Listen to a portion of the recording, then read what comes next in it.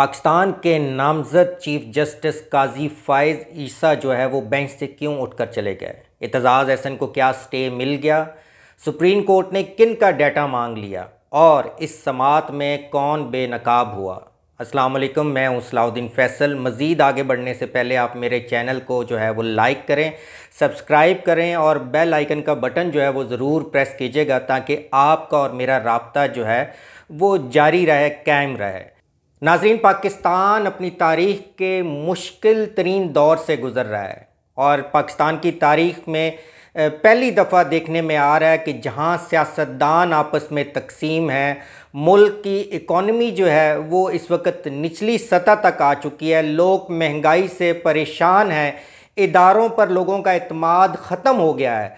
तो अवाम की नज़रें इस वक्त सिर्फ सुप्रीम कोर्ट ऑफ पाकिस्तान पर मरकूज़ हैं कि इस इदारे में पढ़े लिखे कानूनदान बैठे हुए हैं और ये लोग जो हैं वो अवाम को आइन के मुताबिक फ़ैसले जो हैं वो देंगे और अवाम ज़हनी तौर पे पुरसकून रहेंगे, क्योंकि इस वक्त माशरती तौर पे अवाम जो है वो बहुत परेशान है और इस परेशानी को अगर कोई दूर नहीं कर सकता तो वो आईने पाकिस्तान या सुप्रीम कोर्ट के ये जजेज़ हैं जो इंसाफ देकर इस परेशानी को कुछ ना कुछ सुकून फराहम कर सकते हैं। लेकिन सुप्रीम कोर्ट भी जो है वो आज एक अखाड़े की सूरत जो है वो इख्तियार कर गया।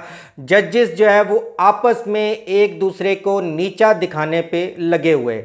आज फ़ौजी अदालतों के क़याम के हवाले से जो है मुकदमे की समाअत हुई और ये समाज जो है वो 9 रुकनी बेंच जो है वो इस समाज के लिए तश्कील दिया गया है। तमाम लोग जो हैं वो कल से जो है वो आपस में बातचीत कर रहे थे कि चीफ जस्टिस जो है उन्होंने 9 रुकनी जो बेंच बनाया है उसमें जस्टिस काजी फ़ाइज़ ईसा भी जो है वो मौजूद है और बहुत से लोग ये कह रहे थे कि काजी फ़ाइज़ ईसा जो है वो इस बेंच से अलग हो जाएंगे। लेकिन आम जो लोग हैं वो सोच रहे थे कि काजी फ़ाइज़ ईसा जो है वो इस बेंच का हिस्सा बनकर जो फ़ौजी अदालतों का मुकदमा है वो सुनेंगे और आइन और कानून के मुताबिक जो है वो फ़ैसला देंगे और लोग जो है पाकिस्तान के नामज़द चीफ जस्टिस ऑफ पाकिस्तान की जो है वो तारीफ़ करने पर मजबूर हो जाएंगे कि ऐसा चीफ जस्टिस होता है।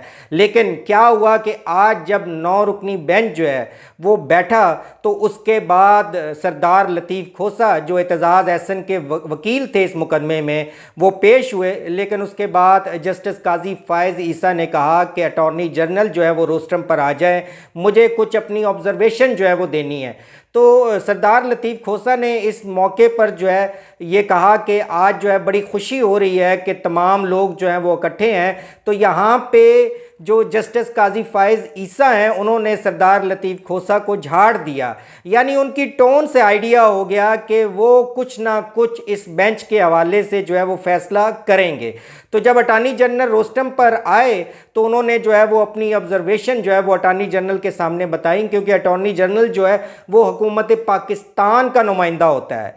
तो जस्टिस काजी फ़ाइज़ ईसा ने कहा कि मैं इस बेंच को नहीं मानता, यानी मैं इस बेंच पर अदमे इत्माद का जो है वो इजहार करता हूँ और मैं उस वक़्त तक इस बेंच का हिस्सा नहीं बनूँगा जब तक प्रैक्टिस एंड प्रोसीजर बिल का फ़ैसला नहीं हो जाता और मैं किसी बेंच में भी नहीं बैठूंगा। नाज़रीन, अगर यहाँ पाकिस्तान का कोई आम शहरी ये कह दे कि जब तक मियाँ नवाज शरीफ के केस का फ़ैसला नहीं होता मेरे ख़िलाफ़ जो है इस केस की समाअत ना की जाए, मैं इस बेंच को जो है या इस फ़ैसले को नहीं मानता, तो आप क्या सोच सकते हैं कि पाकिस्तान की आवाम जो है वो ऐसी जसारत करेगी? क्या अदलिया के जज साहिबान जो है ऐसे शख्स के हवाले से जो है वो कोई एक्शन नहीं लेंगे, बल्कि उसको तौहीन अदालत हो जाएगी और वो जेल की सराखों के पीछे होगा? लेकिन यहाँ पे जो है तमाम जस्टिस साहिबान जो हैं वो जस्टिस काजी फ़ाइज़ ईसा की बातचीत जो है वो सुनते रहें।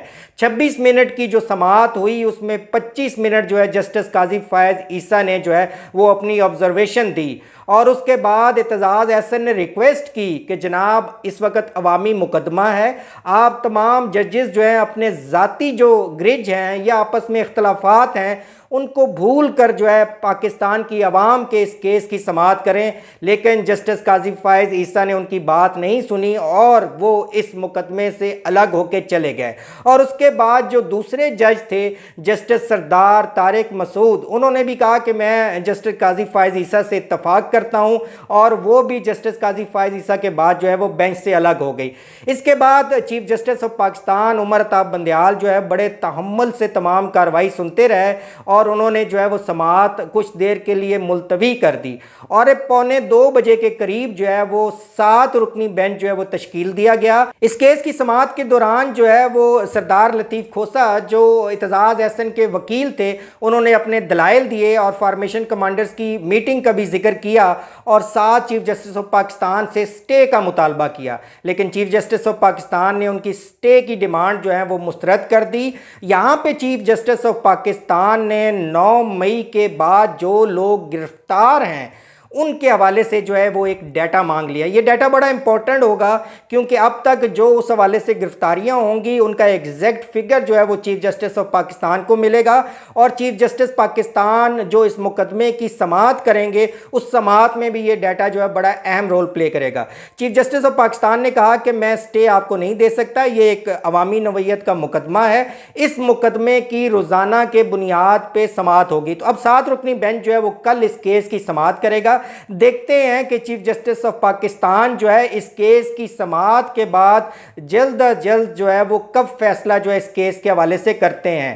आज अदालत में जो बेंच टूटा तो अदलिया एक दफ़ा आवाम के सामने जो है वो तमाशा बन गई और आवाम के सामने जो जजेस का किरदार है वो बेनकाब हो गया। जजेस खुद आवाम के सामने बेनकाब हो गए। तो नाजरीन, इस वक्त आवाम के जहनों में जजेस के हवाले से जो बदगुमानियाँ हैं वो जजेस के आने वाले फैसले जो है वो इन बदगुमानियों को जो है वो दूर कर सकते हैं। इसके साथ ही मुझे इजाज़त दीजिए। अल्लाह हाफिज़।